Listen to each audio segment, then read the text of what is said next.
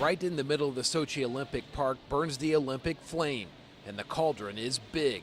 I mean, just the sheer size of the flame is pretty epic. It's huge. It's tall enough to touch the sun in the Sochi sky.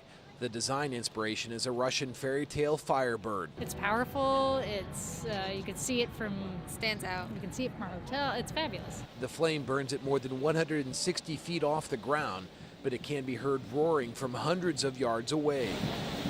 You could hear the fire, and I think just hearing that fire from the flame is, you know you're here. The mouth of the cauldron is 11.5 feet wide, and the fire burns 24 hours a day.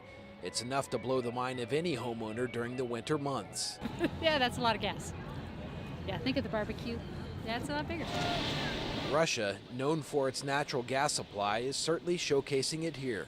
Mark Carlson, Associated Press, Sochi.